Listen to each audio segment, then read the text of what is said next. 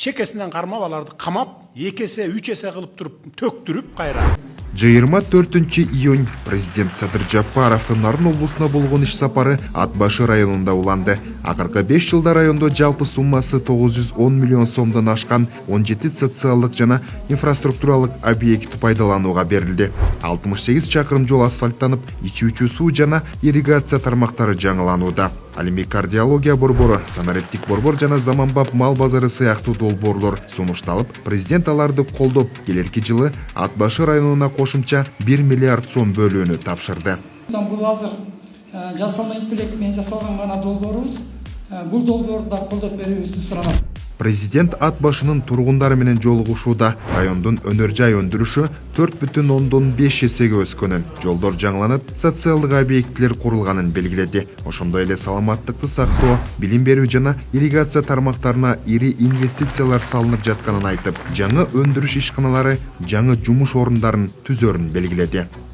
Өзүңүздөргө маалым, 2024 жылдан тарта жыл сайын өлкө боюнча 100 өнөр жай ишканасын ачууну салтка айлантканбыз. Быйыл дагы 100 өнөр жай ишканасын куруп, жылдын аягына чейин ачуу пландалган. Өткөн жылы Ат Башы районунда жаңы асфальт завод жана алтын казган чакан ишкана ачылган. Буюрса, өнөр жай ишканаларынын жыл сайын көбөйүшү менен жергиликтүү бюджетке кошумча каражаттар түшкөндөн тышкары жумуш орундары да пайда болуп, жергиликтүү элдин жашоо турмушу жакшы жагына өзгөрөт деп ишенем. Жыйын суроо жооп форматында уланып, тургундар саламаттыкты сактоо, ирригация, жол турак жай жана айыл чарба маселелерин көтөрүштү. Ат Башыга 500 миллион сом карап берсеңиз, мал чарба кооперативдерин түздүк. Анткени Кыргызстанда ат башчылыктар, ат башы баягы этти камсыздай турган, эттин баасын кармай турган бул биздин ат башы базары болот. Так, анда Минфиндиги айыл чарба министрлиги менен кеңешкиле дагы эмесин суммасын көбөйтүп бергенге эме кылган. Жарайт. Садыр Жапаров бул багыттагы иштер уланталарын белгилеп, фермерлерди жеңилдетилген насыялар жана техника менен камсыздоо боюнча пландар тууралуу маалымат берди. Ошондой эле бардык кайрылуулар көзөмөлгө алынарын айтты.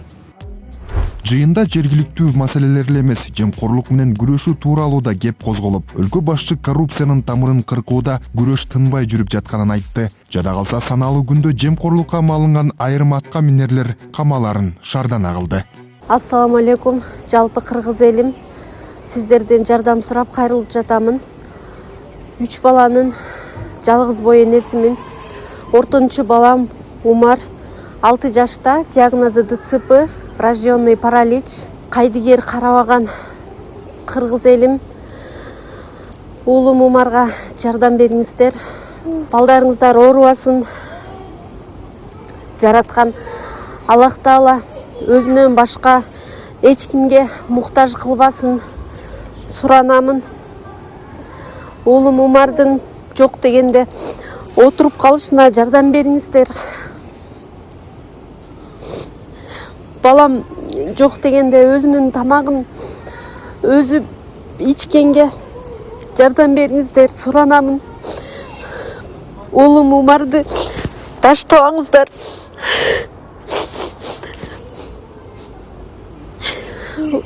Учурда балам лечение алып жатат. Баламдын алган лечениясы токтоп калбаш үчүн жардам бериңиздер, суранамын. Сунуштагандар акча алып койгондор да бар. Чекесинен кармап аларды камап, 2 эсе 3 эсе кылып туруп төктүрүп кайра кайтартып туруп анан жумуштан айдап коюп атабыз. Мындан ары мамлекеттик жумушка келбейсиң деп.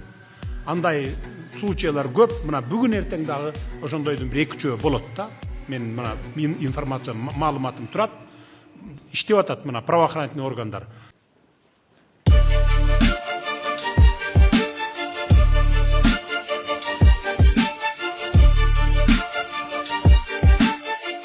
Өлкө башчынын иш сапары Нарын шаарында уланды. Бүгүн шаарда 43 объект бир учурда курулуп жана реконструкцияланып жатат. Ал эми Нарын районунда 5 жыл ичинде 40 социалдык объект пайдаланууга берилип, ири инвестициялык долбоорлору ишке ашырылууда. Алардын катарында Куланак КЭСи, күн электр станциясы жана кирпич заводу бар. Күндө 350 миллион сомду түзөп, былтыркы жылга салыштырмалуу 129% өсүштү көрсөттү. Нарын шаарынын жана районунун тургундары менен жолугушууда президент ипотекалык үйлөр, маданий борбор, стадион жана башка социалдык объекттер курулуп жатканын айтты. Ошондой эле Куланак КЭСи жана жаңы өндүрүш ишканалары аймактын экономикасына олуттуу салым болорун кошумчалады. Нарын району Орто Азиядагы эң ири Нарын дарыясынын бойлой жайгашкан.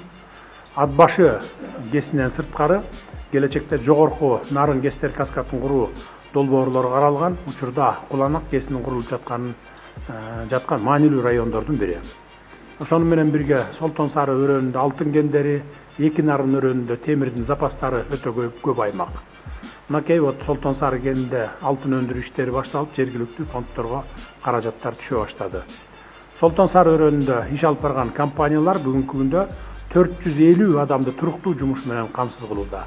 Компания 2025 жылга карата эле 869 килограмм алтын өндүрүп, мамлекеттик бюджетке жалпы суммасы 2 миллиард сомдон ашык салык төлөдү. Андан сырткары Нарын районунун Миңбулак өнүктүрүү фондуна жылына 50 миллион сомдон соц пакет катары каражат түшүп, жергиликтүү маселелерди чечүүгө жумшалууда. Жолугушуунун соңунда тургундар саламаттыкты сактоо, таза суу, жайыттарды пайдалануу, социалдык колдоо жана сот укуктук маселелери боюнча суроолорун беришти. Президент медицина тармагын санариптештирүү жана медициналык кызматкерлердин жеткиликтүүлүгүн жогорулатуу боюнча иштер жүрүп жатканын айтып, көтөрүлгөн бардык маселелер көзөмөлгө алынарын билдирди. Сот менен прокурор өкөңөр карап ушундай иштерди. Мына карачы, жалаң өкөңөрдүн ишиңер да, сот менен прокурордун иши. Сандалып эле 3 жыл, 5 жыл, 10 жылдан бери соттошуп жүргөндөрдү. Карагыла дагы адилеттүү карап туруп, чекитти коюп туруп, мына деп туруп, точканы коюп салбайсыңарбы? Калыс карагыла, адилет карагыла да, мына могу сен тарапта деп туруп, чекитти коюп салгыла да. Ошондо ушундай залдан маселелер көтөрүлбөйт да. Элдин арасында бүт барында ушундай маселелер. Кабыл алгыла азыр, могу чыккандан кийин кабыл алып туруп, өкөңөр карап туруп, чекитти коюп салгыла. Же бул киши тарапта болсо мыйзам буяка чечип бергиле. Жок, тиги тарапта болсо тиги тарапка чечкиле дагы, чтоб үмүтүн үздүрбөйсүңөр банан. 10 жылда, 5-6 жылда сүйрөп жүрө бербей. Любой адамдын мээси иштеш керек да. Бүт элек нерсеге кантип кол коём мен? УКМКнын сот прокуратура кызматкерлеринин кайдыгерлиги, жоопкерсиздиги, адамдын тагдыры менен ойногондорубузга ошо түрткү болуп атат. Бул мындай болгон. Ушул мен кененирээк айтпасам, 2 соос менен кантип бүтүрөм. Маселени кыска айтсаңыз, анан жетишсеңиз историясын айтып бересиз. Бул мындай болду. Коштөбө деген айыл бар бизде. Ошол жерде футболдук жана кичи футболдук аянттын курулушу башталган. 70% бүтүрүп калып, анан кийин жерге жаткыра турган газон эле калганда, тиги материалдарын алып келип суук түшүп калып, ал токтоп калган жумуш. Ал менин уулум да ошо как раз инспектор болуп иштеп турган келишти, бул Нарындагы башкармалыктан. Анан ал да комиссиянын мүчөсүндө болот. Анан баардык материалдардын баары толук болгондуктан, тиги подрядчик болсо кепил катын берген, биз бүтүрүп беребиз деп. Анан ошол негизинде комиссиянын мүчөлөрү кол коюп коюшкан. Неге анан бүт электе кол коюп берет, бүттү деп? Эми ошолго менин уулум кол койбой атпайбы? Анан кол койгондордун ичинде кыл коюп атпайбы? Ал кол койбой калган себеби, ал жетекчи өзү Кочкорго командировкага жиберилген ошо кезде. Ал буйругуда турат. Сиздин уулуңуз кол койгон эмес, бирок кол койду деп күнөөлөп коюп атчы. Кол койду деп күнөөлөп. Ошолбу проблемаңыз? Ошол проблема. Эми бардыгына бардык. Сотко бардык. Райондук сот болсо мойнуңа алгансыңар деп. УКМКнын тергөөчүсү тергеп туруп, бүт эле анын жетекчи кол коюп печат басып аткан жетекчини куткарып ийип, аны менин уулумду кармап атышпайбы? Кол койбогон уулума мыйзамсыз иш козголуп атат. Карагыла, бул эгер чындап эле бул аксакал айтып отургандай болсо, бул өтө бир адилетсиз иш да булчу. Башчыларын кол койгондорду кое берип коюп, анан жебеген мантык акча төлөтүп, бул кишинин уулуна эме кылган болбойт андай. Түшүнүктүү эле. Аягында ал эми баягы экинчи жагы да бар да, көрдүңөрбү? Мына 70% бүт элек бүтүп, анан калган 30% бүт элек кезде бүттү деп кол коюп берди дейт. Любой адамдын мээси иштеш керек да. Бүт элек нерсеге кантип кол коём мен? Деу бериптир, сатыптыр, кызыл китебим бар деп атат, колунда турат дегене кызыл китеп. Анан расходун ким төлөп берет мындан? Мен Терек айылынан, атым Эрлан. 99-жылы транспорт министрлиги жана Нарын областык 3-пулат мекемесинин буйругу менен Деу мекемесине тиешелүү 44 сотик жерди раматтылык атама сатып алган экен. ошо 99-жылдан бери пайдаланып келебиз. 2017-жылы кафе жана 3 кишилик банкетный залы менен кредит алып, мал сатып, соода саттык кылып, кыйынчылык менен салып, бир 30 миллион, 35 миллион тегеретесинде чыгым кеткен. Эми иштейли десек, сот иштери болуп, тоскоолдук жарап жатат. Ушул күнгө чейин налог төгүп келебиз, жумушчу орундарын түзүп, иш алып барып келебиз. 15 январь 24-жылы Нарын областык административдик сотунун чечими менен мөөнөт өтүп кеткендигине карабай, кызыл китепти жокко чыгарып салган. Ошол боюнча соттошуп келебиз. Ал эми 99-жылда токтом менен кадастрга каттап берүү боюнча арыз жазып барсак, кадастр мекеме каттабай жатат. Соттук иштер жүрүп жаткандыгына байланыштуу деп. Ушул боюнча сизден жардам сурап өтүнөбүз. Эмне бизнес ачтым дедиңиз? Канча вложение болду? Кафе ачканбыз, банкетный зал менен тойкана. Каерде, ушул жердеби? Ооба, круговойдо Актал районунун кирип Анан өтүштү. эмне проблема? Ким берген? Жер суу көзөмөл берген го? Дэу мекемеси берген. Дэунун Саткан. имаратын сатып алгансыңар. Сотко Дэу берип атат азыр. Прокуратура берип атат. Ошо прокуратура Кечиресиз, Казиев боюнча, ошондой. Бул ДЭУ мекемеси, дорожно эксплуатационный управление боюнчачы, ошондой жерлер мыйзамсыз сатылып кеткен мурдачы.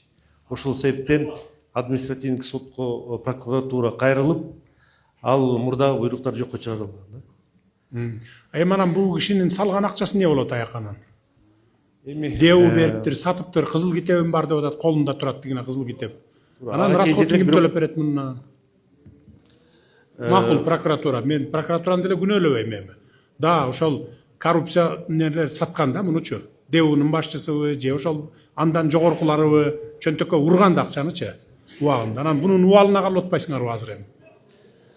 1,5 гектар жер, ошондойбу? 1,5 гектар жер, ошого сиз кайрылсаңыз? Сиз областтын жетекчилери эле карагыла. Облустук прокурор жазып атабы ошондо? Облустук жетекчилери карап, бир мыйзамдуу жолдорун таап, чекитти коюп бергиле. Бул киши да күйүп кетпесин да, кафе салгам килтейген деп атпай. Канча акча короттуң эле? 30 миллион сомдун тегерегин де, отуй. Түшүнүктүү, Атам Раматылык атам ошол убакта алган, анан иште 2 жыл болду көз өтүп кеткен. карап, териштирип, анан кийин мыйзамдуу жолдорун таап, маган талаш деп.